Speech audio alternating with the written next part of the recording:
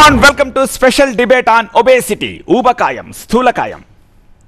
Confusion, ఏం తినాలో confusion, ఎలా వర్కౌట్ చేయాలో కన్ఫ్యూజన్, ఊబకాయం నుంచి ఎలా బయటపడాలో కన్ఫ్యూజన్.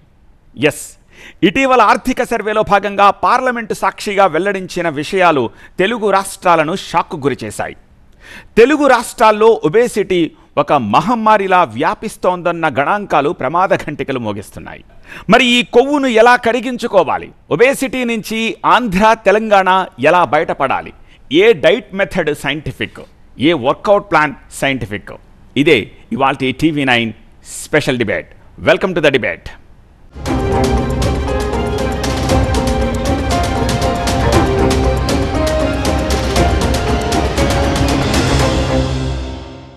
ఆల్రైట్, ఊబకాయం అనే ఊబిలో ఒక్కసారి కూరుకుపోతే తిరిగి బయటకు రావడం అనేది చాలా కష్టం.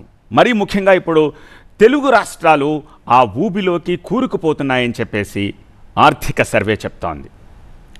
సో ఒకవేళ చాలా కష్టపడి ఆ ఊబిలోంచి బయటకు వచ్చినా సరే మళ్ళీ ఏమాత్రం అజాగ్రత్త వహించినా తిరిగి అందులో కూరుకుపోవడం ఖాయం. ఎందుకంటే ఒబేసిటీ ఒక మహమ్మారిలా తయారైంది ఇప్పుడు. ఈ నేపథ్యంలో ఈ స్పెషల్ డిబేట్లో పార్టిసిపేట్ చేసేందుకు TV9 స్టూడియోలో ఉన్నారు doctor Kiranmayi, chief dietitian, Rainbow హాస్పిటల్స్కి రిప్రజెంట్ చేస్తూ ఉంటారు. Next mister Pradeep, celebrity fitness trainer. అలాగే నేను పరిచయం చేయాల్సిన అవసరం లేదు, వీరమాచినేని గారు. ఆ తర్వాత ప్రముఖ కార్డియాలజిస్ట్ డాక్టర్ ముఖర్జీ. ఆ తర్వాత గీతం యూనివర్సిటీ నుంచి వచ్చారు డాక్టర్ నిహారిక గారు, assistant professor, food science and technology డిపార్ట్మెంట్కి సంబంధించి. మిస్టర్ మధుసూదన్ రావు, యోగా థెరపిస్ట్, ఆయన కూడా డిబేట్లో మనతో పార్టిసిపేట్ చేశారు. మరికొద్దిసేపట్లో డాక్టర్ శశి, 49 నుంచే infertility specialist, she's also joining. అలాగే ప్రకృతివనం ప్రసాద్ గారు, ఈయన గురించి కూడా పరిచయం అవసరం లేదు, చాలామందికి ఈ డైట్ మీద వాటి మీద అవగాహన ఉన్న వాళ్ళు ఎక్కువగా ఆయన గురించి మాట్లాడుకుంటూ ఉంటారు, ఆయన్ని ఫాలో అవుతూ ఉంటారు. మదనపల్లి నుంచి ఆయన మనకి జూమ్ లైవ్లో అందుబాటులో ఉన్నారు. So let's start debate with Veeramachaneni గారు. అసలు ఒబేసిటీ అంటే ఏమిటి, అసలు అది ఎందుకు వస్తుంది? అంటే మన శరీరంలో ఉండాల్సిన బరువు కంటే, మన శరీరం ఉద్దేశించబడిన బరువు కంటే ఎక్కువ అవటాన్ని మనం ఊబకాయం అనొచ్చు. అది ఎలా వస్తుందంటే ఇప్పుడు సమాజం ఏవైతే నమ్ముతాయిందో వాటికి పూర్తి భిన్నమైన కోణాల నుంచి వస్తుంది. సమాజం అంతా నమ్మేది నెయ్యి వేసుకుంటే వస్తుంది, ఫ్యాట్ తింటే ఊబకాయం వస్తుంది, ఫ్యాట్ తింటే ఫ్యాట్ వస్తుంది. ఒక మగాడు పిల్లల్ని కంటాడని చెప్పడం ఎంత హాస్యాస్పదమో, ఫ్యాట్ తింటే ఫ్యాట్ వస్తుందని చెప్పడం అంతకంటే హాస్యాస్పదం అని నేను రుజువు చేశాను. డాక్టర్ ముఖర్జీ గారు, మీరేం చెప్తారు? అసలు ఒబేసిటీ అంటే ఆయన చెప్పిన ఈక్వేషన్ కరెక్టేనా? ఉండాల్సిన బరువు కంటే అధిక బరువా? దానికి ఏదో BMI అనే ఈక్వేషన్ ఉంటుంది. What is it obesity? అంటే ఫస్ట్ BMI గురించి మాట్లాడుకుంటే ఇప్పుడు అంటే ఫర్ ఎగ్జాంపుల్ ఒక 5 అడుగులు ఉండే వ్యక్తి, ఒక 6 అడుగులు ఉండే వ్యక్తికి సేమ్ వెయిట్ ఉండదు కాబట్టి BMI అనే కాన్సెప్ట్ వచ్చింది. అంటే 5 అడుగులు ఉండేవాళ్ళు కొంచెం తక్కువ వెయిట్ ఉండాలి, 6 అడుగులు ఉండేవాళ్ళు కొంచెం ఎక్కువ వెయిట్ ఉండాలి, వాళ్ళ బోన్స్ కానీ అన్నీ కూడా వెయిట్ ఎక్కువ ఉంటాయి. సో అందుకని మనం ఒక బరువు తీసుకొని ఆ బరువుని మనం హైట్తో కనుక భాగించినట్లయితే 2 సార్లు ముందు వెయిట్ తీసుకోండి, divided by your height in metres వేసుకోండి, డివైడెడ్ బై దట్ మళ్ళీ ఇన్ హైట్ వేసుకోండి. అంటే weight divide by metre square వేసామనుకోండి BMI వస్తుంది. చాలా ఈజీగా వస్తుంది, ఎనీ క్యాలిక్యులేటర్లో వస్తుంది. సో ఆ BMI మనం తీసుకుంటే అది 25 కన్నా తక్కువ ఉండాలి. మనకి ఎప్పుడైతే 25 దాటుతుందో దాన్ని ఓవర్ వెయిట్ అంటారు, 30 దాటినప్పుడు ఒబేసిటీ అంటారు. సో ఇది ఒక ప్రామాణికంగా మనం అంతా చూసుకోవడంతో పాటుగా మన వేస్ట్ హిప్ రేషియో కానివ్వండి, ఇట్లాంటి వాటి బట్టి కూడా మనం ఎంతవరకు ఒబేసిటీ ఉందనేది మనం చెప్పచ్చు. ఇప్పుడు మనకి కొత్త గణాంకాల ప్రకారం ఆల్మోస్ట్ ఏపీ తెలంగాణలో 47% మందికి ఒబేసిటీ ఉందనేది కొత్త న్యూట్రిషన్ NIN వాళ్ళు చెప్పిన డేటాలో తెలుస్తోంది. సుమారుగా 47% మంది ఒబేసిటీ, ఆల్మోస్ట్ 50%, సగం ప్రజలు అడల్ట్ పాపులేషన్ లో సగం మంది ఒబేసిటీ ఉన్నారని చెప్తాను. ఆల్రైట్, దేశవ్యాప్తంగా ఒబేసిటీ ఉండడం ఒక ఎత్తు అయితే 2 తెలుగు రాష్ట్రాలు ఒబేసిటీ తోటి ఇంకా ఎక్కువ బాధపడుతున్నాయి అని చెప్పేసి ఆ రిపోర్ట్ చెప్తోంది. ఒకసారి స్టాటిస్టిక్స్ చూద్దాం. ఆంధ్రప్రదేశ్లో మహిళలు పురుషులు వీళ్ళ రేషియో ఎలా ఉంది? ఒబేస్గా ఉన్నవాళ్ళు అంటే స్థూలకాయం ఊబకాయంతో ఉన్నవాళ్ళు మహిళలు 36.3%, అంటే ప్రతి 100 మందిలో 36 మంది అధిక బరువుతో ఉన్నారు. ఇక పురుషులు 31 మంది, ప్రతి 100 మందిలో 31 మంది పురుషులు ఆంధ్రప్రదేశ్లో లావైపోయి ఉన్నారు. ఇక తెలంగాణలో ఆంధ్ర కంటే కొంచెం బెటర్. మహిళలు ఇక్కడ 100కి 30 మంది అధిక బరువుతో ఉన్నారు. పురుషులు మాత్రం ఏపీతో కాస్త అటు ఇటుగా తెలంగాణలో సైతం 32% ఎక్కువగా అధిక బరువుతో ఉన్నారు.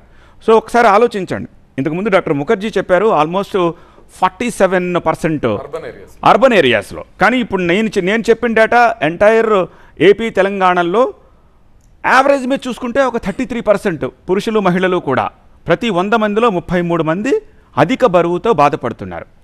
సో మనం ఆల్రెడీ ఒబేసిటీ అంటే ఏంటి, ఎందుకు వస్తుందో డిస్కస్ చేసాం. ఓకే, ఇప్పుడు డాక్టర్ ముఖర్జీ చెప్పండి, ఎందుకు ఒబేసిటీ విషయంలో చాలామంది బరువు ఉన్నామని ఐడెంటిఫై చేసిన తర్వాత కూడా దాన్ని కంట్రోల్ చేసుకోవడంలో ఉన్న వేరియస్ ఆప్షన్స్ కారణంగా దాని నుంచి బయటపడలేకపోతున్నారు. సో నాకు ఇప్పుడు కావాల్సింది చికిత్సా విధానాలు. ఒబేసిటీ విషయంలో ఏమేం చికిత్సలు అందుబాటులో ఉన్నాయి, ఎందుకు ఒక ప్రామాణికమైన చికిత్స అంటూ మన దగ్గర లేదు, ఒక కన్ఫ్యూజన్ ఎందుకు క్రియేట్ అవుతుంది? అంటే ప్రామాణికమైన అంటే అందరికీ ఒకటే రకమైన మోసపోసినట్టుగా ఒకటే చికిత్స ఉండదండి. మనకి మారుతుంటుంది, ఒక్కొక్కరికి ఒక్కో రకంగా ఏ రకంగా వెయిట్ తగ్గాలి అనే విషయంలో మారుతుంటుంది. అంటే వీళ్ళు ఏ రకంగా గ్రో అయ్యారనే దాన్ని బట్టి కూడా ఆధారపడుతుంది. ఫర్ ఎగ్జాంపుల్ మీకు ఒక ఎగ్జాంపుల్ చెప్తాను. ఒక వ్యక్తి ఒక 2 వీక్స్ క్రితం నుంచి ఇప్పుడు లోపల ఒక 10 kgs పెరిగారనుకోండి. ఇప్పుడు వాళ్ళకి మనం డైటరీ సంగతులు కాదు, వాళ్ళకి అసలు ఎందుకు 2 వీక్స్లో 10 kgs ఎందుకు పెరిగారని చూడాలి. ఫర్ ఎగ్జాంపుల్ వాళ్ళకి హార్ట్ ప్రాబ్లం ఉందనుకోండి, బాడీలో వాటర్ చేరిపోవడం వల్లనే వాళ్ళు వెయిట్ పెరిగి ఉండొచ్చు. అదేవిధంగా కొన్ని రకాల టాబ్లెట్స్ వేసుకుంటారు అనుకోండి, ఫర్ ఎగ్జాంపుల్ స్టెరాయిడ్స్ కానీ, యాంటీ డిప్రెసెంట్ కామన్. సహజంగా మెజారిటీ మీకున్న డేటా బట్టి చెప్పండి, majority obesity just because of food and life style only, right? అది నేను అంటుంది ఏంటంటే, మీరు క్రానిక్గా ఉన్న ఒబేసిటీకి షార్ట్ టర్మ్లో వచ్చిన ఒబేసిటీకి కొంత డిఫరెన్స్ మనం గమనించాలి. లాంగ్ టర్మ్లో వచ్చింది మీరు అన్నట్టు garden variety obesity life style modification లేకపోవడం వల్లనే వచ్చింది. అంటే కొద్దిగా ఆరోగ్యకరమైన అలవాట్లు లేకపోవడం వల్ల వచ్చిన బరువునే మనం మీరు రొటీన్గా చెప్తాం. అందుకని మల్టిపుల్ ట్రీట్మెంట్ మొడాలిటీస్ ఉన్నాయి, అందరికీ ఒకటి సరిపోదు. కాకపోతే అందరికీ బిగినింగ్ పాయింట్ ఒకటే, హెల్తీ లైఫ్ స్టైల్ చేసుకోవటం. దాంట్లో ఇంపార్టెంట్ థింగ్ డైట్ గురించి మాత్రమే మాట్లాడకుండా ఎక్సర్సైజ్ అనేది చాలా ఇంపార్టెంట్. ఓకే, వీరమాచినేని గారు, ఈ కన్ఫ్యూజన్ ఎందుకు వస్తుంది కామన్ మ్యాన్కి? ఫస్ట్ పాయింట్ అంటే శాస్త్రీయమైన అధ్యయనం లేకపోవటం. అంటే ఇక్కడ ప్రాబ్లం ఏమొస్తుందంటే, మా ముఖర్జీ గారు అలోపతి డాక్టర్, ఆయన ఏమంటారంటే ప్రతిదీ ఆయన కోణంలో, అంటే షీఈస్ గ్రేట్ లెజెండరీ డాక్టర్, నా మిత్రుడు కూడా బాగా. కానీ ఒక ప్రాబ్లం ఏంటంటే స్టడీ స్టడీ స్టడీ. ఏంటి స్టడీ? ఒక అతను ఉన్నాడు, ఇప్పుడు నేను 2000 8 సంవత్సరాల క్రితం మొదలుపెట్టాను. లక్షల మిలియన్ల మందిని 50 కిలోలు 100 కిలోలు మంచినీళ్ళ దగ్గర తగ్గించాను. బిఎంఆర్ పడకుండా. ఈ పాయింట్ స్ట్రెస్ గుర్తుపెట్టుకోండి. బిఎంఆర్ కట్ అవ్వకుండా. బిఎంఆర్ కట్అవుట్ ఏదైనా చేయొచ్చు. ఇందాక ముఖర్జీ గారు అన్నదాంట్లో సైన్స్ పరంగా నేను విభేదించింది ఏంటంటే, ముఖర్జీ గారు అన్నట్టు తిండి తగ్గితే మీరు ఇప్పుడు కార్బోహైడ్రేట్స్ 6 ఇడ్లీ తినేది 2 ఇడ్లీ చేశారనుకోండి, 6 ఇడ్లీ, అది ఆ సిద్ధాంతం లాంగ్ రన్ కాదు కదా, వెరీ షార్ట్ టర్మ్ వర్కౌట్ కాదు. అలా తగ్గరు ఎవరు. అలా తగ్గేటట్టు 2 ఇడ్లీ చేసేవాళ్ళందరూ ఎప్పుడో, ఒక పూట తినేవాళ్ళందరూ ఎప్పుడో తగ్గాలి. మీరు 2 ఇడ్లీ నుంచి 1 ఇడ్లీ పడినా మీరు తగ్గరు. ఎందుకు తగ్గరంటే, ఉదాహరణకు మీ బిఎంఆర్ బేసల్ మెటబాలిక్ 2000 క్యాలరీస్ ఉందనుకోండి, ఫర్ ఎగ్జాంపుల్ చెప్తున్నాను. ఇప్పుడు మీరు ఫుడ్ తగ్గిద్దామని చెప్పని మీరు ఇవాళ 1800 క్యాలరీస్ ఇచ్చారు, అంటే 200 క్యాలరీ డెఫిసిట్ పెట్టారు. ఆ ఎక్స్టెంట్ మీరు బరువు తగ్గుతారని మీ ఉద్దేశం. కానీ శరీరం ఏం చేస్తుందంటే, బేసల్ మెటబాలిక్ రేట్ కంటే మీరు ఎప్పుడైతే తగ్గుతారో అప్పుడు మీరు నీరసపడతారు. మిమ్మల్ని నీరసపరచడం అనేది దానికి ఇష్టం లేదు కాబట్టి, అంటే సిస్టమేటిక్గా కుదరదు కాబట్టి శరీరం ఏం చేస్తుందంటే మీ బిఎంఆర్ని అప్డేట్ చేస్తుంది. బిఎంఆర్ని అప్డేట్ చేసుకుని 2000 నుంచి 1800 పడిపోతుంది. మీరు కొన్నాళ్ళు పోయినాక ఏమవుతారు, తక్కువ తిన్నా కానీ మీరు మళ్ళీ పెరగడం మొదలు పెడతారు. ఓకే, డాక్టర్ నిహారిక, మీరు ఫుడ్ సైన్స్ అండ్ టెక్నాలజీలో ప్రొఫెసర్ కాబట్టి నాకు ఈ విషయం చెప్పండి. దేశవ్యాప్తంగా ఉన్న నెంబర్ కంటే ఎందుకు 2 తెలుగు రాష్ట్రాల్లో ఈ అధిక బరువు సమస్య ఎక్కువ ఉంది, మహిళలు పురుషుల్లో కూడా? ఓకే అండి, స్థూలకాయం ఒకటే కాదు, there is a one term called triple burden of mall nutrition. అంటే అండర్ నరిష్మెంట్, అంటే బరువు తక్కువగా ఉండాల్సిన బరువు కంటే తక్కువ ఉండడం, లేకపోతే ఉండాల్సిన బరువు కంటే ఎక్కువ ఉండడం యాజ్ పర్ ఏజ్ కానీ హైట్ కానీ. అండ్ ఇంకోటి హిడెన్ హంగర్ అని, అంటే సూక్ష్మ పోషకాల మాల్ న్యూట్రిషన్, అంటే వైటమిన్ డెఫిషియన్సీ కానీ మినరల్ డెఫిషియన్సీ కానీ. ఈ 3 అనేవి ఎగ్జిస్టింగ్ ఇన్ ద వరల్డ్ అండి, not only in our country, overall the world, overall the all states of India. We are facing this problem as a global challenge. చిన్న తెలుగు రాష్ట్రాలను కొవ్వు మహమ్మారి ఆవరించేస్తోంది. నీతి ఆయోగ్ రిపోర్టు భయపెట్టేలా ఉంది. ఈ నేపథ్యంలోని ఈ ఒబేసిటీపై డిబేట్ని చేపట్టాము, కంటిన్యూ చేస్తున్నాము. ప్రకృతి వనం ప్రసాద్ గారు మదనపల్లి నుంచి మనకి లైవ్లోకి అందుబాటులోకి వచ్చారు. ప్రసాద్ గారు నమస్తే అండి. నమస్కారం. ప్రసాద్ గారు, ఈ రిపోర్ట్స్ అవి మీరు జనరల్గా చూస్తూనే ఉంటారు. సో ఆన్ అన్ యావరేజ్ ఒక 33-34% పురుషులు మహిళల్లో కూడా ఓవరాల్గా 2 తెలుగు రాష్ట్రాల్లో కూడా అధిక బరువు ఉన్నారు. ప్రతి 100 మందిలో 34 మంది ఉండాల్సిన బరువు కంటే అధిక బరువుతో ఉన్నారు. సో ఇది నిజంగా అలార్మింగ్ స్టాటిస్టిక్స్ అని చెప్పేసి చెప్పుకోవాలి. ఎందుకని ఈ 2 తెలుగు రాష్ట్రాల్లో ఎక్కువగా ఒబేస్ ఉంటున్నారని చెప్పేసి మీరు అనుకుంటున్నారు? అది ఫస్ట్ ఈ క్వశ్చన్ ఏంటంటే నాకు నవ్వు వస్తుంది. ఎందుకంటే మేము పిల్లలు కన్నాక ఒబేస్ అయినాము, మేము జాబ్ చేయడాక సాఫ్ట్వేర్ చేయడాక ఒబేస్ అయినాము అంటారు. కానీ అదే మీ ఇంట్లో పనిచేసే వాళ్ళు, పొలంలో పనిచేసే వాళ్ళు, రోజు హార్డ్ వర్క్ చేసే వాళ్ళు ఎవరు 5 మంది పిల్లల కన్నా ఒబేస్ కాలేదు. మరి ఎందుకు? మీరు తినే ఫుడ్ లో న్యూట్రిషన్ లేదు. ఇంత మొదట డైటీషియన్లు, డాక్టర్లు, వీరభద్ర గారు చెప్పినవన్నీ పర్ఫెక్టే. బట్ రూట్ కాస్ పోవాలా. అసలు రూట్ కాస్ ఏంది అనేది ఆలోచించాలా. రీసెంట్ గా నేను ఆఫ్రికాలో పోయినప్పుడు అక్కడ ఫుడ్ తిన్నా. అక్కడ ఆర్గానిక్ గా అసలు హ్యూమస్ అనేది 3.2 ఉంది. సూపర్ ఉండే సాయిల్స్. వర్షాధారంతోనే అరటి పండుతా ఉంది, చెరుకు పడుతా ఉంది. అక్కడ అరటి పండుని నిప్పుల్లో కాల్చిస్తారు. 2 అరటి పళ్ళు తింటే సాయంత్రం వరకు ఆకలేదు. నేను పెద్ద అసిడిటీ పేషెంట్ ని ఎండోస్కోపీ చేసి 3+ ఎరోషన్స్ అని నాకు ర్యాంటిడిన్లు, ప్యాంటప్రోజోల్ అన్ని ఇచ్చారు. పోలా రాగి దావుతో పోయింది. సో ఒబేసిటీ అనేది మెయిన్. మీరు ఎక్కువగా తొందరగా అరిగిపోయే వస్తువులు తింటా ఉంటారు. అది తింటే ఆరోగ్యం అనుకుంటా ఉంటారు. అది ప్రాబ్లం. ఇప్పుడు ఇడ్లీ తింటే భలే కంఫర్టబుల్గా ఉంది, మళ్ళీ ఆకలిస్తుంది మళ్ళీ. సో నీకు నీ శరీరంలో ఉండే 5 నుంచి 6 లీటర్ల బ్లడ్కి 5 నుంచి 6 గ్రాముల గ్లూకోజ్ కంటిన్యూగా రోజంతా రిలీజ్ అవుతా ఉంటే నీకు ఒబేసిటీ రాదు. ఆ ఎక్స్ట్రాగా గ్లూకోజ్ మనము ఈ పిజ్జాలు, బర్గర్లు, ఫాస్ట్ ఫుడ్స్, కూల్ డ్రింకులు తాగి అన్ని క్యాలరీస్ వస్తాయి. దాన్ని ఏం చేయలేదు తెలియక గ్లైకోజన్ గా మార్చి ఎత్తిపెడుతుంది లివర్ లో, మజిల్స్ లో. అది కూడా మనం అది అయిపోయేలోపల మళ్ళీ తింటాం. రోజంతా 6 సార్లు 8 సార్లు లెక్క లేకుండా తింటాము. అందుకని దాన్ని ఫ్యాట్ గా మార్చి ఫ్యాట్ అంతా వస్తుంది, ఒబేసిటీ అవుతా ఉంటారు. చిన్న పిల్లలప్పటి నుంచి అసలు ఎక్సర్సైజ్ లేదు, గేమ్స్ అన్ని సెల్ ఫోన్లో ఆడతాడు. సో దానికి సింపుల్ ఏమి, హై ఫైబర్ ఉండే ఫుడ్స్ తినాలా. తింటా ఉన్నాం అట్లే, కొర్రలు, సాములు, అరికలు తింటా ఉన్నాం. ఓకే, అవన్నీ దంచేది కించేది కష్టం కాబట్టి రాగులు, సజ్జలు, జొన్నలు తింటా ఉన్నాం. కావాల్సిన right food, nutritious food full క్వాంటిటీలో ఒకటేసారి తిని సాయంత్రం సీజనల్ ఫ్రూట్స్ తింటే ఈ జబ్బులన్నీ పోతాయి. ఏ బేరియాట్రిక్ సర్జరీ అవసరం లేదు, లైపోసెక్షన్ అవసరం లేదు, డిబేట్లే అవసరం లేదు.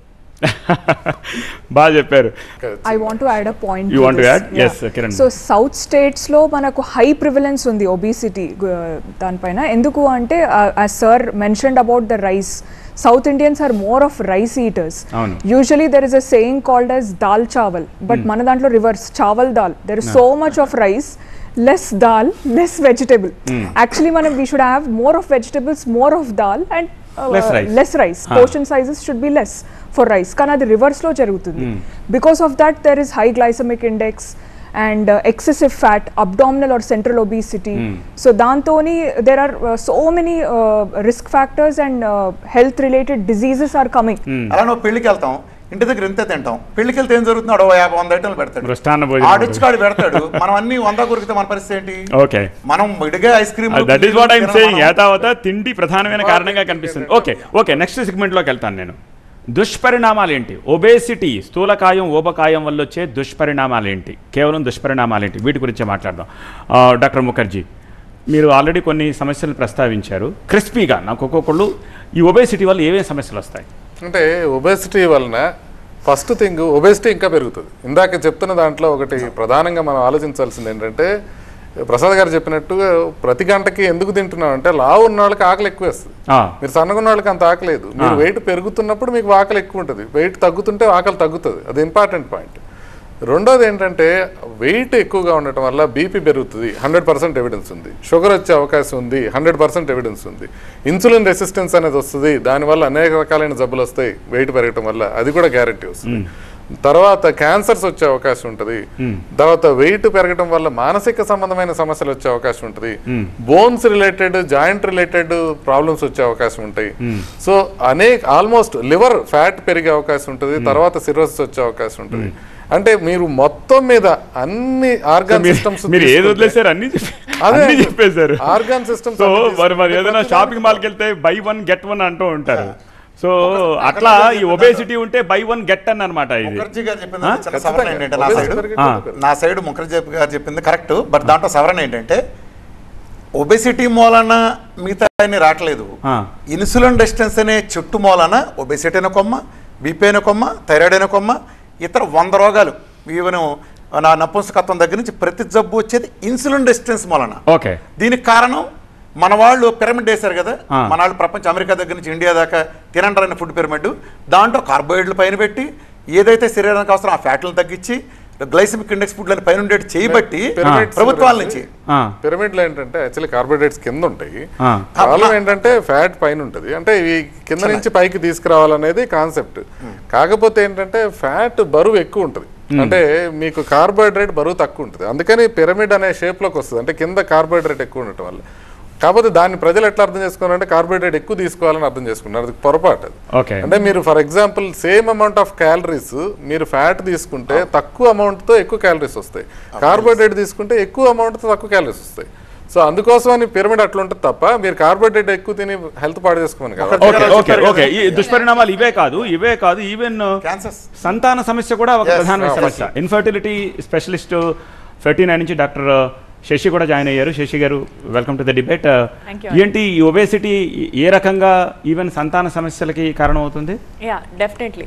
సో మనము ఫీమేల్ సైడ్ నుంచి అండ్ మెన్ సైడ్ నుంచి చూసినట్టయితే ఇన్ఫర్టిలిటీలో జనరల్గా సమస్యలు ఎట్లా ఉంటాయంటే, సింపుల్ సార్ వాళ్ళందరూ ఇప్పటి వరకు చెప్పారు, there are different types of obesities అనమాట.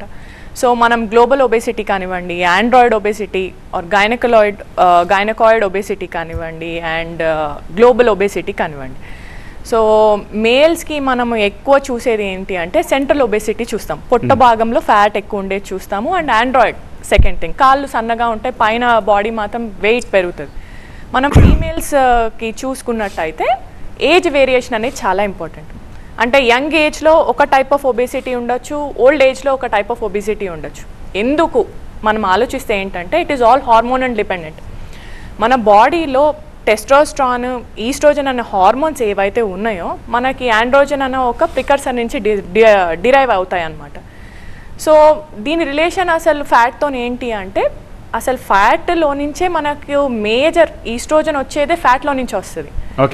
సో మనకి ఫ్యాట్ అనేది ఒబేసిటీ మనం మేల్ సైడ్ నుంచి చూసుకుందాం, ఒబీస్గా ఉన్నారు, పొట్ట భాగంలో ఫ్యాట్ ఎక్కువ ఉంది అనుకోండి, మన టెస్టిస్ మీద డెఫినెట్గా బరువు పడుతుంది.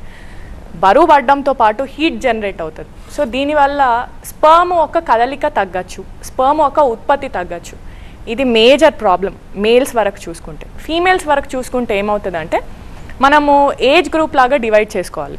సో దీంట్లో మనకి రిప్రొడక్టివ్ ఏజ్ గ్రూప్ ఒకటి అండ్ మెనోపాజల్ ఏజ్ గ్రూప్ ఒకటి. మెనోపాజల్ ఏజ్ గ్రూప్లో మనకి ఈ ఈస్ట్రోజన్ అనేది డిఫరెంట్గా సెక్రీట్ అవుతుంది అనమాట. దాంట్లో 2-3 వెరైటీస్ ఉంటాయి. మనం ఈస్ట్రోజన్ అంటే లైఫ్ లాంగ్ ఒకటే ఉంటుందని కాదు, మెనోపాజ్లో ఈస్ట్రోజన్ అనేది ఎక్కువ ఉంటుంది.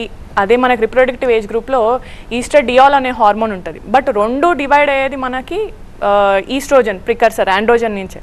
సో ఫ్యాట్ ఎక్కువ ఉందనుకోండి, జనరల్గా ఫ్యాట్లో నుంచి వచ్చే ఈస్ట్రోజన్ క్వాంటిటీ ఎక్కువ, which we doesn't need. So reproductive age గ్రూప్లో మనకి యాక్టివ్గా ఉండే ఈస్ట్రోజన్ కావాలి. ఈ ఈస్ట్రోజన్ అనేది హైపోథాలమస్ నుంచి వచ్చే ఒక హార్మోన్, అది మన ఓవరీ ఎగ్స్ మీద పడి మనకి మంచి ఈస్ట్రోజన్ అనేది రిలీజ్ కావాలి. ఒంట్లో ఫ్యాట్ ఉంటే ఏమవుద్ది అంటే ఫ్యాట్ నుంచి వచ్చే ఈస్ట్రోన్ అనే హార్మోన్ ఎక్కువ ఉండడం వల్ల ఎగ్ ఉత్పత్తి సరిగ్గా కాదు లేడీస్లో. సో మేల్స్లో మనకి ఈ విధంగా ఎఫెక్ట్ అవుతే, ఫీమేల్స్లో ఏంటంటే అసలు ఎగ్గే రిలీజ్ కాదు. సో రెండు సైడ్ నుంచి గ్యామెట్సే మనకు ఎఫెక్ట్ అవుతున్నాయి కదా. సో ఎఫెక్ట్ అయ్యేసరికి డెఫినెట్గా సంతానలేమి సమస్యలు వస్తాయి. సో దుష్పరిణామాలు చూసాము. ఆహారం మెయిన్ రీజన్ అనుకుంటున్నాము, మెయిన్ కాజ్ అనుకుంటున్నాము. అదే ఆహారాన్ని సెట్ చేస్తే మొత్తం అయిపోతాయి అనుకుంటున్నారు. కానీ ఇదొక్కటే కాదు కదా, yoga, wellness, stress, depression, gym etcetera ఇవన్నీ కూడా పార్ట్ అవుతున్నాయి. మిస్టర్ ప్రదీప్ ఉన్నారు, ప్రదీప్ సెలబ్రిటీ జిమ్ ట్రైనర్ కూడా. యాజ్ ఏ జిమ్ ట్రైనర్గా ఊబకాయాన్ని మీరు ఎలా అడ్రస్ చేస్తూ ఉంటారు? ఫస్ట్ వాళ్ళ హెల్త్ ఏమంటారు లైఫ్ స్టైల్ చూసుకుంటాం. లైఫ్ స్టైల్ కనుక్కొని దాని తగ్గట్టు చాలామంది ఊబకాయం వల్లనే వస్తారు ఒబెసిటీ కోసం. ఓకే, అది ఇప్పుడు లేడీస్ కోసం పీసీఓడి, ఇంకోటి ఫెర్టిలిటీ కోసం కన్ఫర్మ్ అవుతున్నప్పుడు వాళ్ళు ప్రాబ్లమ్స్ వల్ల డాక్టర్స్ సజెస్ట్ చేస్తుంటారు ఫిట్నెస్. మెయిన్ వచ్చేది అంతా ఇప్పుడు ఇంతవరకు మాట్లాడుతున్నారు కదా సార్ చెప్పారు, అదే డైట్ వల్ల మెయిన్ మన తినే ఫుడ్ సరిగ్గా లేకపోవడం వల్ల దానివల్ల. అది ఇప్పుడు యాక్టివిటీస్ తక్కువ ఉన్నాయి ఎవరికైనా, ఎనీ యాక్టివిటీస్ ఎవ్రీ 1 అవర్కి ఏదో తినడం ఉంది కానీ యాక్టివిటీస్ తక్కువ ఉంది, ఇంటేక్ ఎక్కువ ఉంది, బర్నింగ్ తక్కువ ఉంది. సో జిమ్తో దీనికి ఫుల్ స్టాప్ పెట్టచ్చా? జిమ్తో దీన్ని అడ్రస్ చేయొచ్చా? అంటే డైట్ మెయింటైన్ చేస్తూ ఎక్సర్సైజ్ చేస్తే మంచిది. 70% డైటెడ్ ఉండాలి, మెయింటైన్ చేయాలి. ఓకే, 70% డైట్, 30% ఎక్సర్సైజ్ ఉండాలి. Okay, major diet, major change diet. ఆయన చెప్పింది కరెక్ట్. ఎక్స్క్లూజివ్ జిమ్ అంటే పులి మీద స్వారీ అండి. ముందు diet which means gym in the sense another kind of physical activity. దానికి నేను క్లారిటీ ఇస్తాను. ఇప్పుడు మీరు 70% diet, 30% exercise will contribute to weight loss. ఇప్పుడు మీరు వెయిట్ లాస్లో వచ్చే దాంట్లో 70% డైట్ నుంచి రావాలి, 30% ఏమో జిమ్ నుంచి రావాలి. బట్ ఇక్కడ ఒక ఇంపార్టెంట్ థింగ్ ఏంటంటే ఏం ఎక్సర్సైజ్ చేస్తున్నాం అనేది ఇంపార్టెంట్. మీరు ఇందాక మనం బేసల్ మెటబాలిక్ రేట్ గురించి మాట్లాడుకున్నాం. అంటే డైట్ మనం బాగా డైట్ చేసినప్పుడు, బాగా క్రిటికల్గా డైట్ చేసినప్పుడు బేసల్ మెటబాలిక్ రేట్ కొంచెం తగ్గు. బేసల్ మెటబాలిక్ రేట్ అంటే ఏంటంటే ఇప్పుడు మన క్యాలరీస్ ఎంత ఖర్చు పెడుతున్నాం అనేది కూడా ఇంపార్టెంట్. మనం తినేది ఎంతో, ఖర్చు పెట్టేది ఎంత అని. సో ఒక 60 to 70% క్యాలరీస్ మన ప్రమేయం లేకుండా ఖర్చు అయిపోతుంటాయి. అంటే మనం ఏమి ఎక్సర్సైజ్ చేయకుండా ఏమి లేకుండా మామూలుగా కూర్చున్నప్పుడే ఖర్చు అయిపోతుంటాయి 60-70%. సో దాన్ని బేసల్ మెటబాలిక్ రేట్ అంటారు. ఆ బేసల్ మెటబాలిక్ రేటు తగ్గింది అనుకోండి, మీరు తక్కువ తిన్నా కూడా ఫ్యాట్ డిపాజిట్ అవుతూ ఉంటుంది. అందుకని బేసల్ మెటబాలిక్ రేటు మెయింటైన్ చేయాలంటే 2 ఇంపార్టెంట్ థింగ్స్ ఉంటాయి. ఒకటి ప్రోటీన్ ఇంటేక్ సఫిషియెంట్గా ఉండాలి. రెండోది ఎక్సర్సైజ్ అనేది కరెక్ట్గా ఉండాలి. ఎక్సర్సైజ్ చేస్తుంటే మీ బేసల్ మెటబాలిక్ రేటు మీరు డైట్ చేస్తున్నా కూడా తగ్గకుండా ఉంటుంది. ఎక్సర్సైజ్ విషయానికి వచ్చేటప్పటికి 3 రకాల ఎక్సర్సైజెస్ చాలా ఇంపార్టెంట్. ఒకటి ఏరోబిక్ ఎక్సర్సైజ్, రెండోది రెసిస్టెన్స్ ఎక్సర్సైజ్, మూడోది ఫ్లెక్సిబిలిటీ అండ్ ఇది ఎక్సర్సైజ్. ఈ 3 రకాలు, బ్యాలెన్స్ అండ్ ఫ్లెక్సిబిలిటీ. మూడిట్లో మీరు వెయిట్ లాస్ కోసం మీకు ప్రిడామినెంట్గా పనిచేసేది ఏరోబిక్ ఎక్సర్సైజ్. అంటే కార్డియాక్ ఎక్సర్సైజ్ కానివ్వండి, దీన్ని ఏరోబిక్ ఎక్సర్సైజ్ అంటే నడవడం, పరిగెత్తడం. నేను చెప్తున్నా అక్కడికి వస్తున్నా. దాంట్లో రెండోది ఇంపార్టెంట్ థింగ్ ఏంటంటే మీ బేసల్ మెటబాలిక్ రేట్ పెరగాలి అని అంటే మజిల్ ఎక్కువ ఉండాలి. మజిల్ ఎక్కువ ఉండాలంటే రెసిస్టెన్స్ ట్రైనింగ్ కూడా ఉండాలి. అంటే కేవలం వెయిట్ తగ్గడానికి ఏరోబిక్ ఎక్సర్సైజ్ మాత్రమే చేస్తే సరిపోదు. It should be the combination. Aerobic exercise చేసుకుని స్ట్రెంగ్త్ ట్రైనింగ్ చేయాలి. ఏరోబిక్ ఎక్సర్సైజ్ చేయడం వల్ల క్యాలరీస్ కరుగుతాయి కాబట్టి మీరు వెయిట్ తగ్గుతారు. కానీ స్ట్రెంగ్త్ ట్రైనింగ్ చేయటం వల్ల మీకు తెలియకుండానే మీరు కామ్గా కూర్చున్నప్పుడు కూడా మజిల్ ఎక్కువ ఉండటం వల్ల కొంత బేసల్ మెటబాలిక్ రేట్ పెరగడం వల్ల క్యాలరీస్ ఆటోమేటిక్గా ఖర్చు అవుతుంటాయి. ఫ్లెక్సిబిలిటీని, యోగాని మర్చిపోకూడదు. సో ఈ 3 కలిపి కాంబినేషన్ చేసినప్పుడు అలాంగ్ విత్ డయట్ ఇది మొత్తం ఖర్చు. మిస్టర్ మధుసూదన్ గారు, ఏమిటి యోగా రోల్ ఏంటి ఇందులో? బికాస్ చాలామంది యోగా చేస్తే చాలా తగ్గిపోతాం అనే వాళ్ళు కూడా ఉంటారు. ఉత్త యోగా చేస్తే తగ్గిపోయే అవకాశం ఉంటుందా ఒబేసిటీ నుంచి? అయితే ఇక్కడ మనకి మీరు కామన్ పర్సన్ గురించి ఇంతకుముందు మాట్లాడారు. అసలు కామన్ పర్సన్ మైండ్ స్టేటస్ ఎలా ఉంటుంది, అసలు ఏం థింక్, ఆయనకి క్యాలరీస్, ఈ క్యాలిక్యులేషన్స్, ఈ బిఎంఆర్, ఈ రేటింగ్స్ ఏం తెలియదు. ఆకలి వేస్తుందా, నా ముందు తిండి ఉందా, తినాలా లేదా, అంతవరకే. మీరు ఏం తింటున్నారు అనేది ఎక్కువ ఇంపార్టెన్స్ నేను ఫస్ట్ ఇవ్వను. ఫస్ట్ ఎలా తింటున్నారు, ఏ స్టేట్ ఆఫ్ మైండ్తో తింటున్నారు అనేది చాలా ఇంపార్టెన్స్ ఇస్తాను ఇక్కడ. మనం తినేటప్పుడు చాలా ఒక రెస్పెక్ట్ఫుల్గా ఆహారాన్ని అద్భుతంగా ఆస్వాదిస్తూ తినాలి. ఎక్కువసేపు నమలాలి. నమలే టైం ఎక్కడుంది? 2 ముద్ద పెట్టగానే లోపలికి వెళ్ళిపోతుంది. 10 నిమిషాల్లో 2 నిమిషాల్లో ప్లేట్ కంప్లీట్ చేసే వాళ్ళు చాలామంది ఉన్నారు. సో అక్కడ ఏమవుతుందంటే మన బాడీకి ఒక ఇంటెలిజెన్స్ ఉంది, ఒక సైంటిఫికల్గా. మనకి బయట నుంచి ఒక డాక్టర్ అయితే ఇంకెవరో మనకి చెప్పాల్సిన అవసరం లేదు. ప్రతి మనిషికి తన ఓన్ బాడీ ఒక సిస్టమ్ ఏంటి అనేది తనకే ఇండికేట్ చేస్తుంది. ఎంత తినాలి, మనం పారామీటర్స్ డిజైన్ చేసుకుంటే తినడం అనేది అందరికీ సూట్ కాదు. So your own body will tell how much you have to eat, what to eat, ఎలా తినాలి, ఇవన్నీ మనకు తెలియకపోవడం, అంటే ఎంత తినాలో తెలియదు.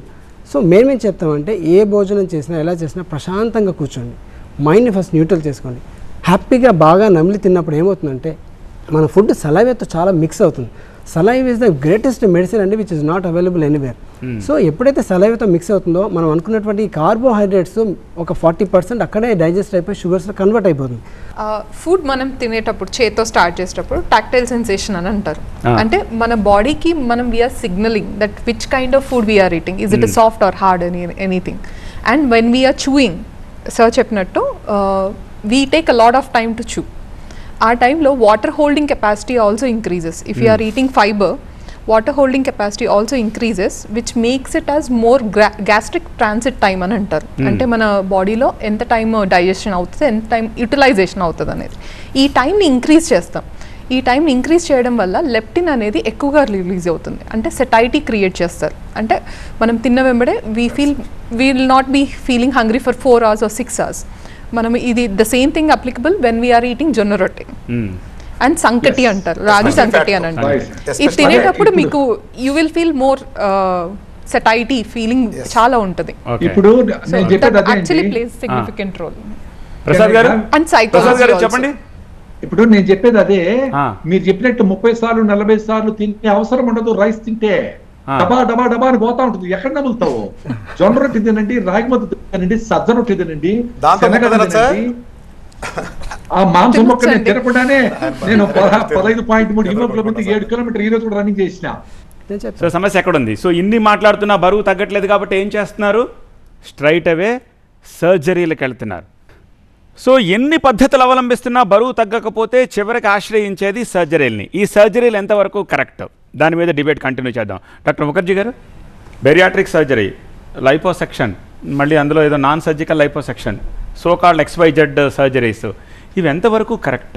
అంటే ఒక్కొక్కటి చూద్దామండి. ఎండోస్కోపిక్గా ఇప్పుడు గ్యాస్ట్రిక్ బెలూన్ అనేది కొంచెం ఎక్కువ పెడుతున్నారు. గ్యాస్ట్రిక్ బెలూన్ అంటే గ్యాస్ట్రిక్ బెలూన్ పెడతారు, టెంపరీగా బెలూన్ తీసేస్తారు, తర్వాత ఈ టెంపరీ వెయిట్ లాస్ అనేది ఉంటుంది, తర్వాత లైఫ్ స్టైల్తో వాళ్ళు మాడిఫై చేసుకోవాలి. రెండోది అది ఎండోస్కోపిక్గా అది చేసేది కాకుండా ఇప్పుడు ల్యాప్రోస్కోపిక్గా చేస్తున్నది ఈ 2 ఉంటాయి. ఒకటి మనకి బ్యారియాట్రిక్ సర్జరీ. బ్యారియాట్రిక్ సర్జరీలో అనేది 2 రకాలు. ఒకటి gastric reduction surgery, slew gastrectomy అంటారు. అంటే స్టమక్ సైజ్ తగ్గించి కుట్టేస్తారు. స్టమక్ సైజ్ కుట్టించిన తర్వాత కొంచెం హార్మోనల్ చేంజెస్ కూడా ఉంటాయి. చాలా వరకు వాళ్ళు వెయిట్ ఇమీడియట్గా తగ్గుతారు, నెక్స్ట్ 6 monthsలో ఒక 30 kgs వరకు తగ్గుతారు. అయితే స్లోగా మళ్ళీ స్టమక్ సైజ్ పెరిగే అవకాశం ఉంటుంది, మళ్ళీ రికరెన్స్ వచ్చే అవకాశం కూడా కొంతమేరకు ఉంటుంది. సో అందుకని ఈ స్లీవ్ గ్యాస్ట్రెక్టమీతో పాటు గ్యాస్ట్రిక్ బైపాస్ చేస్తారు, డియోడినోజెరినల్ బైపాస్ చేస్తారు. ఎప్పుడైతే బైపాస్ సర్జరీ చేస్తారో అప్పుడు మనకి ఇంకా పర్సిస్టెంట్గా వెయిట్ తగ్గే అవకాశం ఉంటుంది. సో వాళ్ళకి ఓవరాల్గా నేను ఇందాక చెప్పాను కదా, వెయిట్ లాసే వాళ్ళకి మనకి టార్గెట్ అయినప్పుడు వీళ్ళు వెయిట్ లాస్ బ్రహ్మాండంగా అవుతారు. 50 kgs 60 kgs 70 kgs 80 kgs తగ్గిన వాళ్ళని చూశాను. నిన్ననే చూశాను, ఒక వ్యక్తి 614 kgs ఉంటే సౌదీ అరేబియాలో ప్రిన్సే తీసుకెళ్లి వాళ్ళకి గ్యాస్ట్రిక్ సర్జరీ చేయించారు. చేసిన తర్వాత వాడు ఇప్పుడు ఒక 60-70 kgsకి వచ్చాడు, హెల్దీగా ఉన్నాడు. సో అంటే వెయిట్ తగ్గటం అనేది ఖచ్చితంగా దీంట్లో జరుగుతుంది. ఇకపోతే లాంగ్ టర్మ్ బెనిఫిట్స్ ఏ రకంగా? I think that is the abnormal case. Okay, ఒకటి నేను అనేది ఏంటంటే ఇన్ని మాట్లాడుకుంటున్న మనం వేటి ద్వారా కూడా వెయిట్ రిడక్షన్ చేయలేక ఎందుకు సర్జరీలకు వెళ్లాల్సి వస్తుంది, విచ్ ఇస్ వెరీ బ్యాడ్ కదా. Surgeries should be the last option. అంటే మార్బిడ్ ఒబిసిటీ అంటే if it is crossing 35 BMI 35 kg/m², అది క్రాస్ అయితే then the last option should be bariatric surgery. అంటే సర్జరీ చేయాల్సిన అవసరం ఏముందంటాను. అందుకే అంటాను that should be the last option. అసలు అది that shouldn't be considered. Diet and exercise and lifestyle modifications తోనే actually we can prevent obesity and we can control it also. కానీ చాలా మంది ఏంటంటే they are thinking that is an easy option, fast weight loss వచ్చేస్తుంది అనేసి. But దాంతోని there are many side effects also with bariatric surgeries or any kind of weight loss surgeries. Long term side effects definitely ఉంటాయి. అన్ని డైట్లు try చేసి diet చేసినంత కాలం తగ్గి మళ్ళీ పెరిగిపోయి ఇట్లా చివరికి సర్జరీకి వెళ్ళాల్సిన అవసరం పడుతుంది. అది ఎలా అంటే ఒకటండి, అసలు ఎందుకు వెళ్తున్నారు నాకు చెప్పండి. మీ స్టడీలో సింపుల్ గా ఎందుకు సర్జరీకి వెళ్తున్నారు? ఇప్పుడు 20-25 ఏళ్ల మధ్యలో ఈ సమస్య వస్తే సరే పెళ్లి అనేది ఒకటి ఉంది కాబట్టి తగ్గాలి కాబట్టి వెళ్తూ ఉంటారు. అలా ఎందుకు వెళ్తున్నారు? ఏ రీజన్స్ ఐడెంటిఫై చేసి వెళ్తారంటే సింపుల్ అండి. ఇప్పుడు మీరు టార్గెట్ ఇందాక ఏమన్నారు, ముఖర్జీ గారి చేత 30-40 కిలోలు 6 నెలలు, 30 కిలోలు నెలలో దగ్గర డైట్ లో చికెన్లు మటలు తింటానే, మీకు ఇష్టం వచ్చిన తింటానే, డైట్ లో సైంటిఫిక్ గా రోగాలు పోగొట్టుకుంటా, చక్కగా మొహంలో గ్లో వస్తా, చక్కగా ఫ్యాట్తో ఉండే గ్లో ఉంటా, చక్కగా తగ్గచ్చు. 150 కిలోలు తగ్గచ్చు. ఒక కళ్ళు లేని గుడ్డు అతను, మీరు ఇంటర్వ్యూ చేయండి, మీరు చేయాల్సిన అలాంటి వాడిని, ఒక పుట్టు గుడ్డు అతను టోటల్గా లయసి లేవు. జస్ట్ నా వీడియో చూసి ఒంగోలులో అనౌన్సర్గా చేస్తాడు అక్కడ రైల్వే స్టేషన్లో మున్సిపల్, దీనికి 100 కిలోల పైన తగ్గాడండి ఆయన. 30 inches వెయిట్ లాస్ అయింది జస్ట్ నా వీడియోలు విని. 100 కిలోల పైన దగ్గర లక్షల మంది ఉన్నారు నా డైట్లో, బిఎంఆర్ చేరకుండా ఇప్పటికీ తగ్గి నిలబడినాడు. మీ టార్గెట్ ఏంటో 40-50 కిలోలు తగ్గడం, మంచినీళ్ళు తాగినట్టు. ఇంట్లోకి వచ్చిన ఆడవాళ్ళు మీరు చెప్పే ఎక్సర్సైజ్ కనీసం 1 కిలోమీటర్ కూడా నడవకుండా నెలకు 20 కిలోలు తగ్గడం చాలా ఈజీ. నాకు రోజు వేలలో జరిగేది ఇది. విఆర్ కట్ అంటే సింపుల్ వెయిట్ ఏంటి వెయిట్ దెబ్బలు సర్జరీ అవసరం లేదంటారు మీరు. ఏది సర్జరీలే చేయక్కల అవసరం లేదు. కాదు కరెక్ట్ ముఖర్జీ గారు చెప్పింది కరెక్ట్. ఇప్పుడు అందరూ నోరు కట్టుకోరండి. ముఖర్జీ గారు చెప్పింది దాన్ని నేను ఏకీపిస్తా. మీడు అన్నీ చేశాడు ఆ నోరు కట్టుకోవడం అర్థమైపోయింది, ఏదో పెళ్లి చేయాలి ఆడికి తప్పదు. ముఖర్జీ గారు చెప్పింది కూడా అది, నేను కూడా అది చెప్తున్నా. కానీ అంతదాకా అవసరమే ఉంది. ఇక్కడ ఏం జరుగుతుందంటే ఇందాక ముఖర్జీ గారు వ్యాలిడ్ పాయింట్ చెప్పారు. ఓ సంచి కోసి మీరు కుట్టారండి, అంటే తెలుగు వాళ్ళకి అర్థమయ్యే భాషలో చెబుతున్నా. మ్యాథ్స్ సంచి మీరు కోసి కుట్టారు, ఇంత అయింది, రేపు ఎంత అవటానికి ఎంతోసేపు పట్టదు. ఇంతటి దానికి బులపాటం ఎందుకు మీకు? రెండు మీరు గుర్తుపెట్టుకోండి, ఆర్తి అగర్వాల్ దగ్గర నుంచి, దాసనారాయణ దగ్గర నుంచి, చక్రి దగ్గర నుంచి ఈ విధానాలకే బలయ్యారు.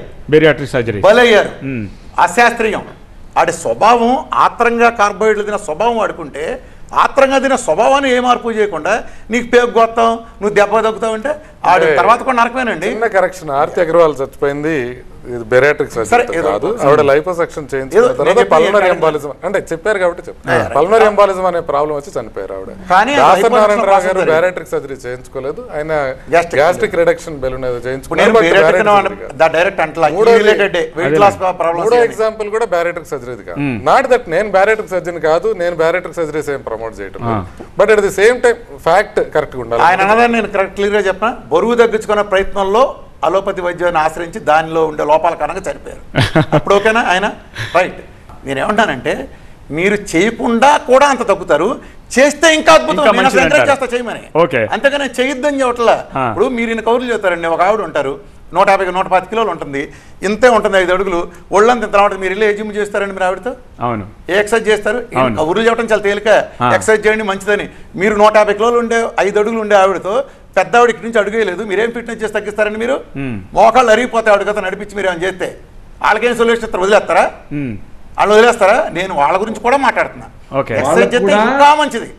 వాళ్ళకు కూడా కొర్రలు సామలు పెట్టి 2 పూట్లే పెట్టి 1 పూటే భోజనం పెట్టి పొద్దున్నే ఫుల్ గా సాయంత్రం ఫ్రూట్స్ తింటే వాళ్ళు కూడా నెలకు 10 కిలోలు తక్కన 5 నెలలు 6 నెలలు 60 కిలోలు బిఎంఆర్ తగ్గకుండా హెల్తీగా హ్యాపీగా. బిఎంఆర్ అడ్డగోలుగా కట్ అవుతా. ప్రసాద్ గారితో నేను పూర్తిగా ఏకీపిస్తున్నా. జొన్నలు కొర్రలు అంటే కార్బోహైడ్రేట్స్. సైన్స్ జోలికి ఎవరు వెళ్ళాలి? ఇక్కడ సైన్స్ జోలికి ఎవరు వెళ్ళాలా? మీరు ఎప్పుడైతే గ్లూకోజ్ మీరు ఇడ్లీలు కట్ చేసి దీని బదులు అన్నం బదులు పెట్టి ఈ రాయి బదులు ఆ రాయితో పడరాలు కొట్టి పనులవో. ఈ ఫ్యాట్ తయారీకి తల్లి ఎవరు? ఇన్సులిన్ కదా. ఇన్సులిన్ ఫ్యాట్ మన పక్కన గ్లూకోజ్ పక్కన ఉంటుంది కాబట్టి, ఎక్సెస్ గ్లూకోజ్ పక్కన ఉంటుంది కాబట్టి లివర్ని ఆదేశించి అది మన తిన్న ఎక్సెస్ గ్లూకోజ్ని ఫ్యాట్ కింద మార్చి టిష్యూలో దాస్తుంది. ఓకే. ఇప్పుడు మీరు దాన్ని తిండి తగ్గించినా మీరు ఆ గ్లూకోజే పెట్టారనుకోండి. సింపుల్ ఉదాహరణ, ఒక కుక్క పిల్ల అక్కడ ఉంది, ఒక గెడువాన్ దగ్గర ఒక కుక్క పిల్లలు పెట్టింది.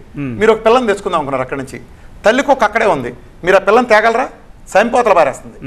మీరు మెలకుగా ఉన్నా అర్ధ మెలకుగా మీరు దాని దగ్గర తీలేరు. ఇప్పుడు ఆ కుక్క 2 బజార్లు అవతలకి వెళ్ళింది ఆహారానికి, మనకు తెలిసింది. మీరు అప్పుడే కదా పిల్లని తెచ్చుకోగలిగింది.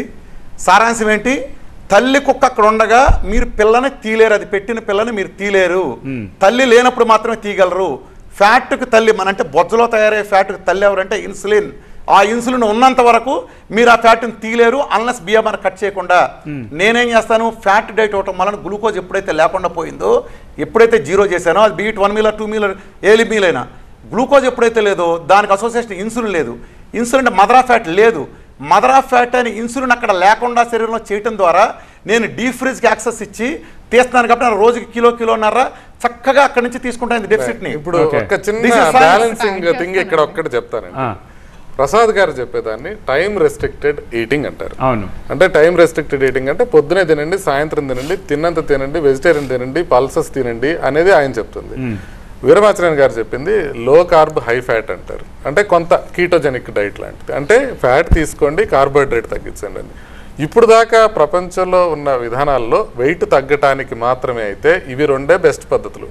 ఈ 2 బెస్ట్ పద్ధతులు ఎట్లా వెయిట్ తగ్గడం అంటే కార్బోహైడ్రేట్ తగ్గించడం అంటే మీరు ఖచ్చితంగా వెయిట్ తగ్గుతారు. At the same time restricted eating తీసుకుంటే 2 తగ్గుతారు. 2 కలిపి తీసుకునే వాళ్ళు ఎవరైతే ఉన్నారో, అంటే మీరు టైం రెస్ట్రిక్టెడ్ చేయండి, కార్బ్ రెస్ట్రిక్ట్ చేయండి, 2 చేసిన వాళ్ళు తీసుకున్నట్లయితే వెయిట్ ఖచ్చితంగా తగ్గుతారు. కాకపోతే 2 విషయాలు నేను చెప్పదలుచుకుంది. ఒకటి, ఇది మీరు ఎక్స్ అమౌంట్ ఆఫ్ పీపుల్లో చేసుకుంటే హెల్త్ ఏ రకంగా ఇంప్రూవ్ అవుతుంది అనేది ప్రూవ్ చేయకుండా మీరు చేసినట్లయితే ప్రాబ్లం అవుతుంది. మీరు అది కంప్లీట్ గా మీరు అది స్టడీ చేయకుండా నేను 1,00,000 మందిని నేను ట్రీట్ చేశాను, 2 లక్షల మందిని నేను ట్రీట్ చేశాను అని చెప్పినా కూడా అది దానికి శాస్త్రీయత అందుబాటులో ఉండదు.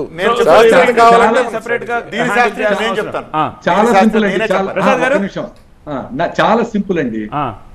పొద్దున్నే ఒకసారి బాగా తినేసి ఏ ఫుడ్ అయినా వాటెవర్, సాయంత్రం వరకు మీకు తినాలనే ఆలోచనే లేకుండా హెల్తీగా ఫిట్గా బబ్లింగ్ ఎనర్జీతో ఉండేది జొన్నలు, రాగులు, సద్దలు, కొర్రలు, సాము.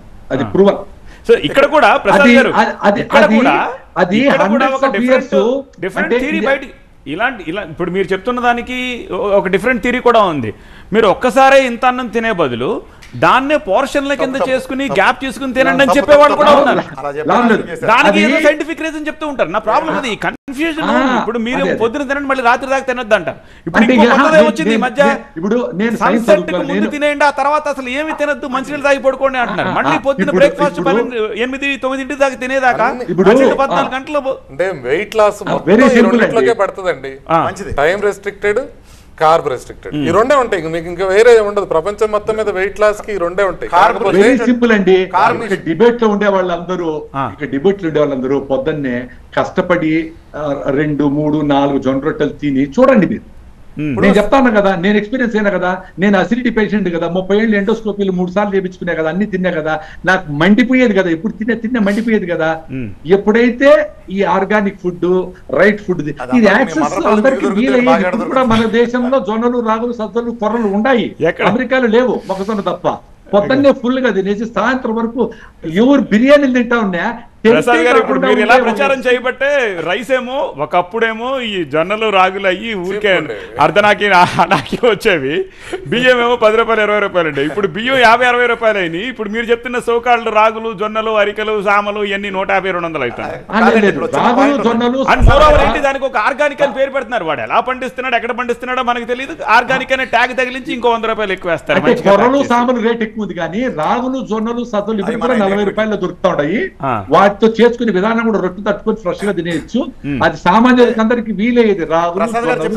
సరే ఇప్పుడు మన సెగ్మెంట్ లో సబ్జెక్ట్ ఏంటంటే ఈ సర్జరీల గురించి. సో ఇన్ని ప్రయత్నాలు చేసినా తగ్గని వాళ్ళు సర్జరీలకు వెళ్తున్నారు. అది ఎంతవరకు సమంజసం, కరెక్టేనా అన్న దాని గురించి మీరేమంటారు? అసలు ఇప్పుడు వీరమాచార్య గారు చెప్పినట్లు ఫ్యాట్ తినమని చెప్తా ఉంటారు. నేను జొన్న రొట్టెలు చేసుకొని ఇంట్లో ఫ్రెష్ గా, రాగి ముద్ద చేసుకొని ఫ్రెష్ గా తినేసి సాయంత్రం ఎవరికి అవసరం అంటే నేను చెప్పడము, అంత కష్టమయ్యి అంత ఆపరేషన్ చేసుకుని అంత డబ్బులు పెట్టాల్సిన అవసరం డబ్బులు ఉండే వాళ్ళకి ఆలోచనలు వస్తాయి. బేరియాట్రిక్ సర్జరీ ఎవరు విలేజెస్ లో చేసుకోరు.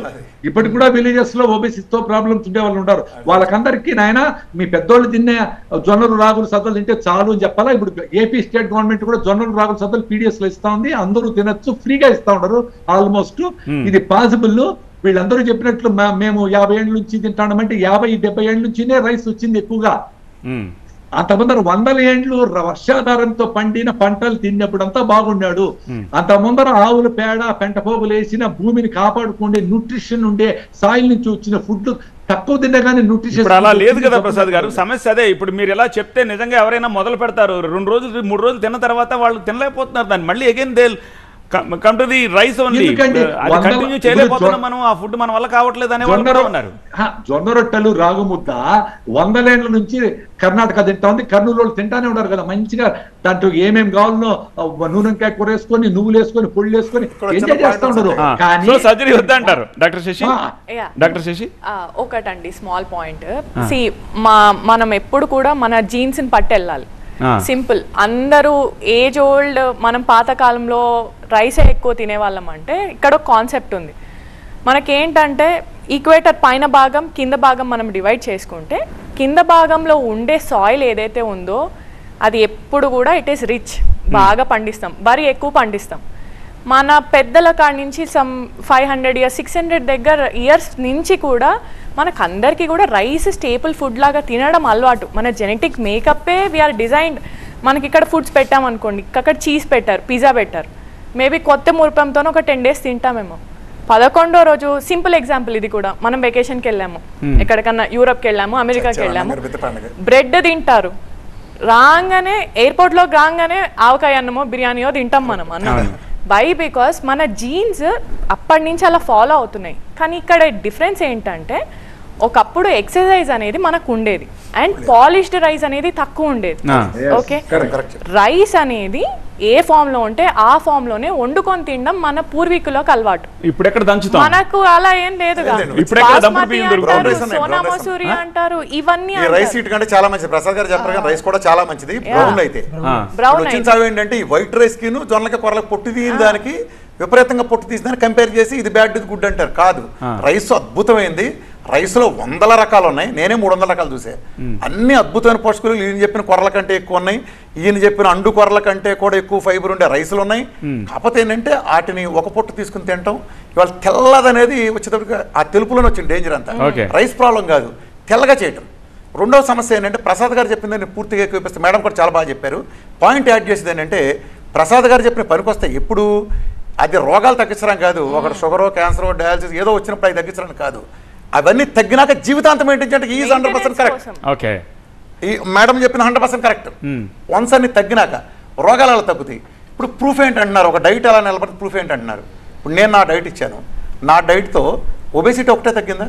ఇవాళ టైప్ 1 డయాబెటీస్ నెలలో తగ్గిన కొన్ని 100 రిపోర్ట్లు ఇస్తాను నేను, ఒక్క ఇన్సులిన్ వాడకుండా. ప్రపంచంలో ఆ రిపోర్ట్ని మీరు ఎక్కడన్నా చూపించగలరా? మీరు చూపించి చెప్పండి, నేను ప్రజా జీవితంలో కనిపించుకుని వెళ్ళిపోతాను. ఒక్కటి ప్రపంచం మొత్తం మీద టైప్ 1 రివర్సెన్స్ సంఘటన ఒక్కటి నేను ఎన్ని గంటలు వందలిస్తాను.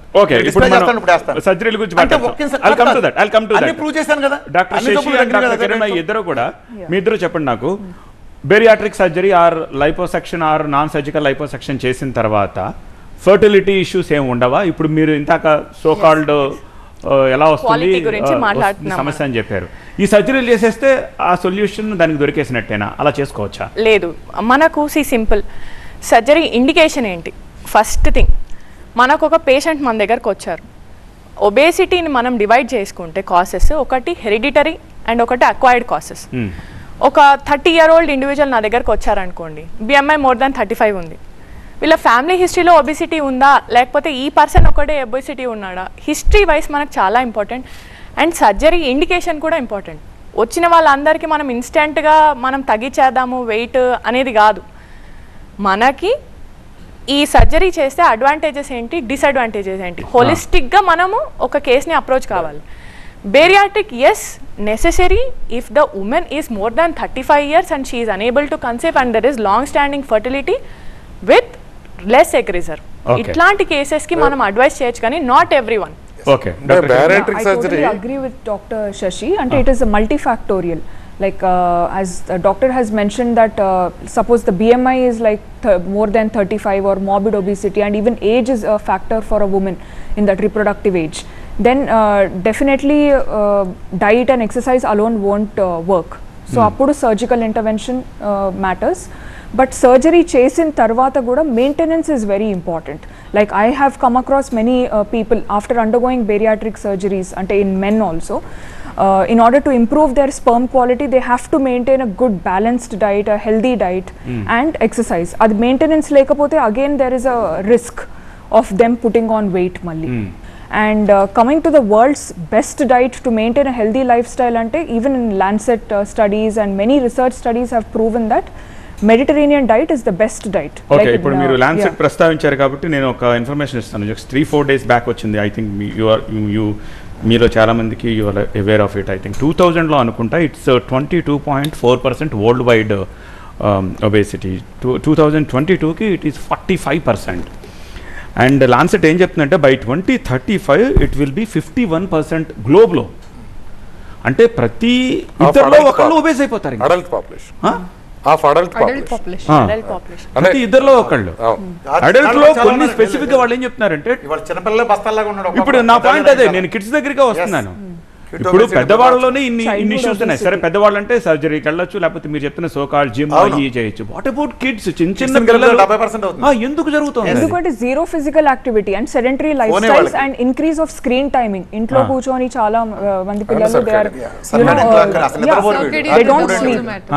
Zero sleep activity. ముఖర్జీ గారి వ్యాలిడ్ పాయింట్. అసలు ఆ టైంకి అర్ధరాత్రి జొమాటో ఈ దరిద్రం ఎప్పుడైతే వచ్చిందో దేశానికి రాష్ట్రం గబ్బు అప్పుడు పెట్టి. నిహారిక గారు, ఎందుకు మన ఫుడ్లోనే ఈ షుగర్స్ లెవెల్స్ ఎక్కువ ఉన్నాయి when comparing with the other? ఇప్పుడు సింగపూర్లో మీరు కోక్ తాగారు అనుకోండి, అక్కడ వచ్చే షుగర్ లెవెల్ వేరుగా ఉంటుంది. ఇండియాలో కోక్ తాగితే మనకు వచ్చే షుగర్ లెవెల్ వేరుగా ఉంటుంది. ఎందుకు ఈ వేరియేషన్స్ ఇక్కడ? అంటే నిర్లక్ష్యమా లేకపోతే ఏమవుతుందిలే అని చెప్పి వదిలేయడమా? ఇంతవరకు different types of dietary patterns గురించి అందరూ మాట్లాడారు. అంటే లో కార్బా, లో ఫ్యాటా, లో ప్రోటీనా అనేది మాట్లాడారు.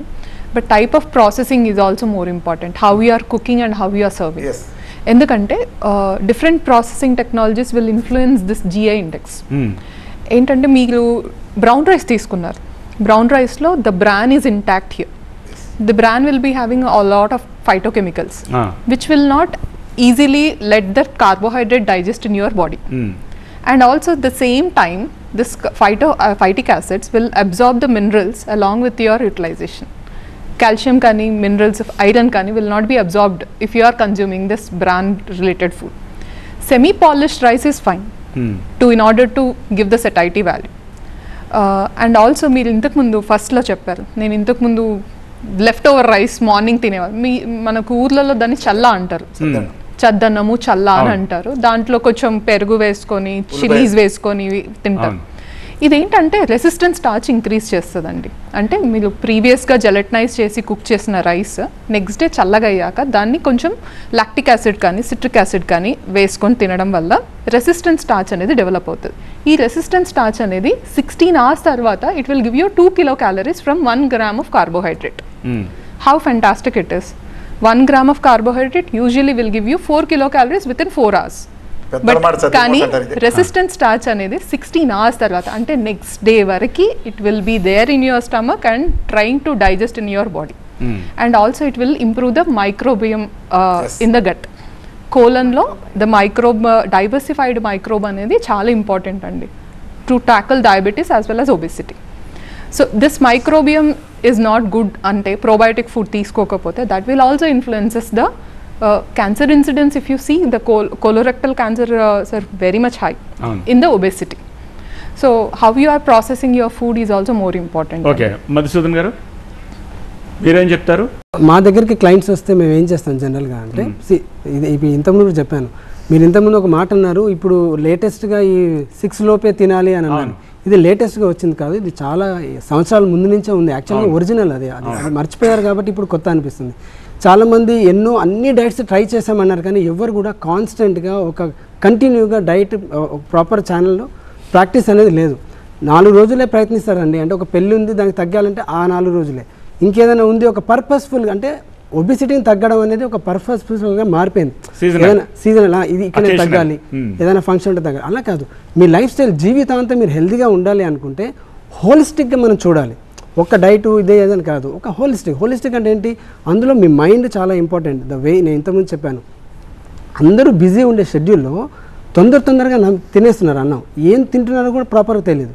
కొంచెం మార్పు చేసుకొని, మాడిఫికేషన్ చేసుకొని ఒక ప్రాపర్గా ఒక ఫైబర్ ఫుడ్ ముందు తీసుకొని కాసేపు తర్వాత మీకు నచ్చిన డైట్ తీసుకోగలిగితే మీ సిస్టమ్ అన్ని రకాలుగా యాక్సెప్టెన్స్ వస్తుంది.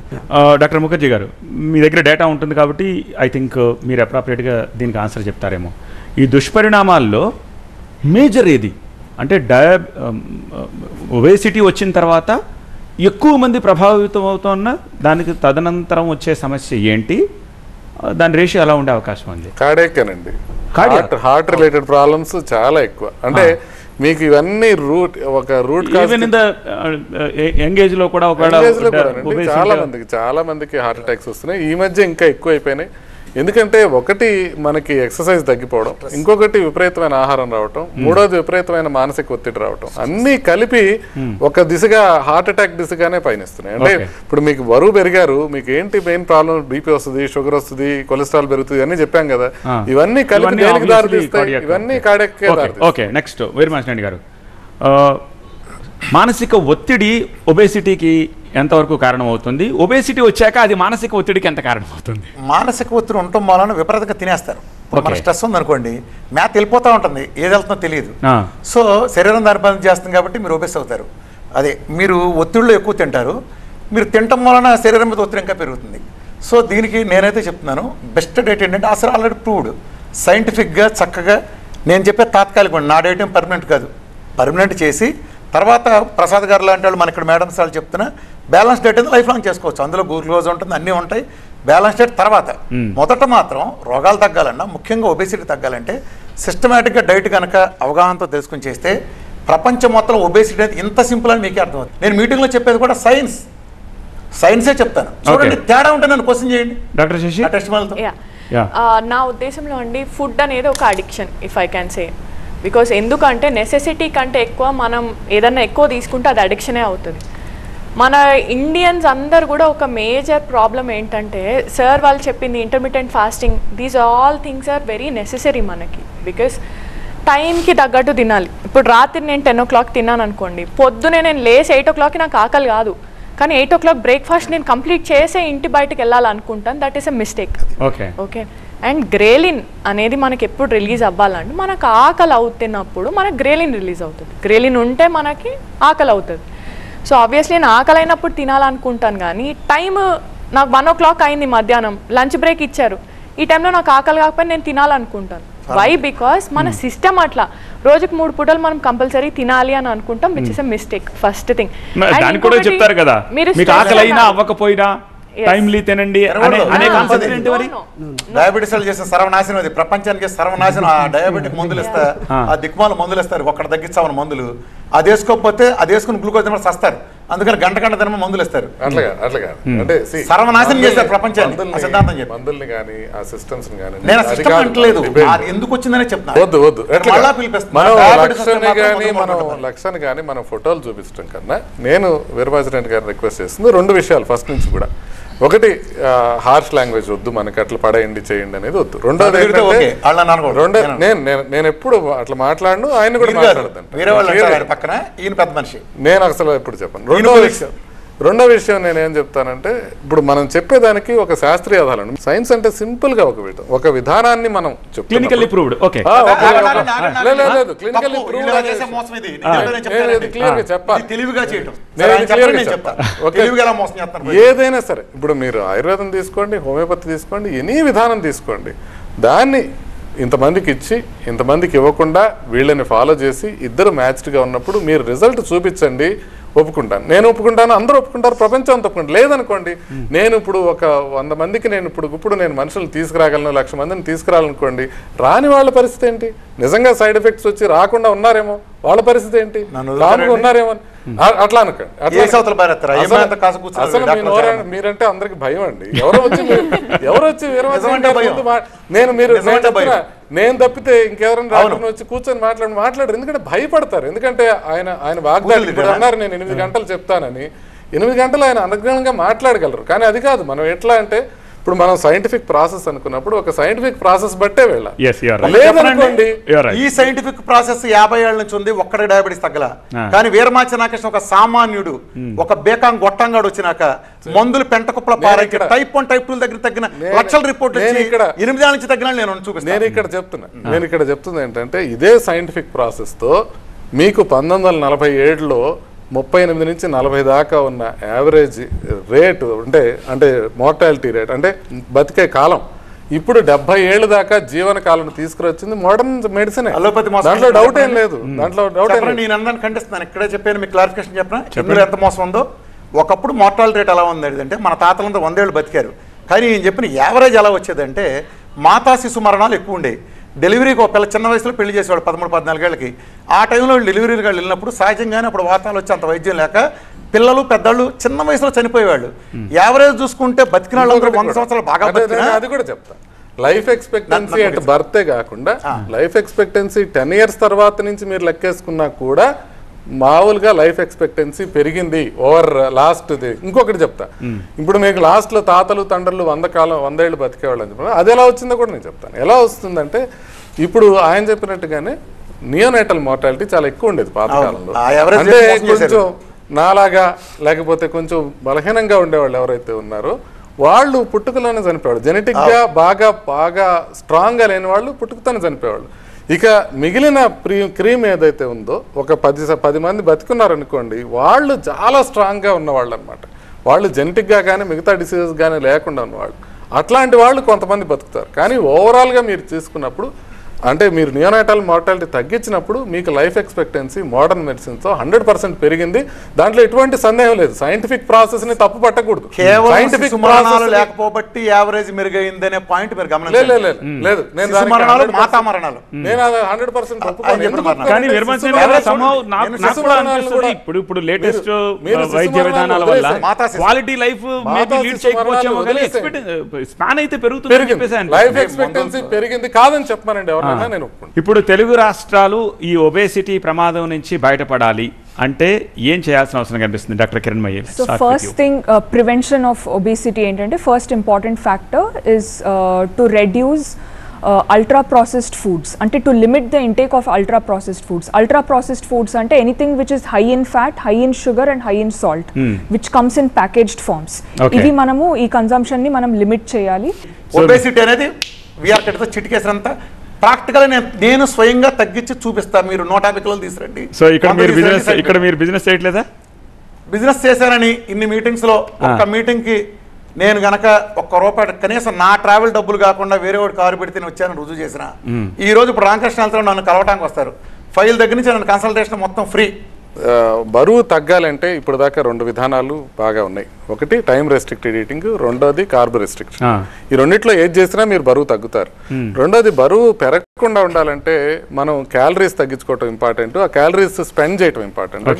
సరే మనం మాట్లాడుకుంటున్నావే ముఖర్జీ గారు, గవర్నమెంట్స్ పాత్ర ఏమీ లేదా ఇందులో?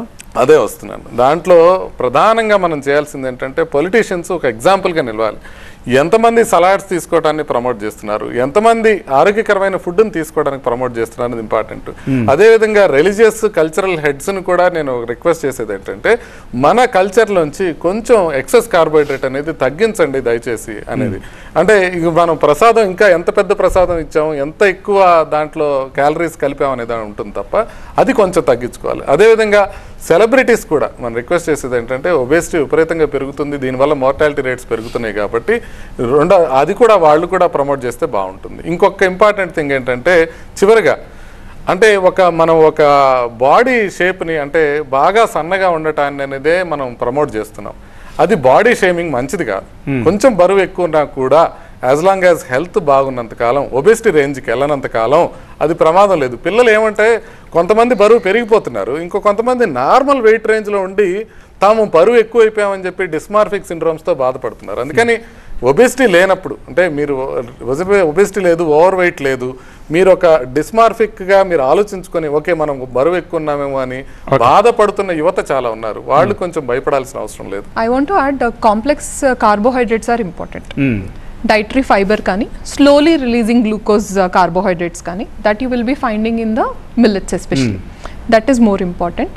ప్రాపర్గా రైట్ టైంలో బ్రేక్ఫాస్ట్ చేయడం, ఆ బ్రేక్ఫాస్ట్లో ఎలాంటి డైట్ తీసుకోవాలనేది ఒక అవగాహన రావడం, తర్వాత ఆకలి వేసినప్పుడు తినాలి. అట్లాగే టీ తాగే ముందు హాట్కి ముందు కూల్ తాగడం, అంటే వాటర్ తాగడం, తర్వాత కూల్ తర్వాత హాట్ తీసుకోవడం, ఇవన్నీ రాంగ్ కాంబినేషన్. ఈ 2 కాంబినేషన్స్తో మీ డైజెషన్ సిస్టమ్ పైన ఎంత ప్రభావం పడుతుందంటే వెరీ సింపుల్ అండి. మీరు ఒక బల్బ్ వెలిగిస్తే అది హీట్ ఎక్కుతుంది, దాని మీద మీరు ఒక వాటర్ డ్రాప్ వేస్తే పగిలిపోతుంది.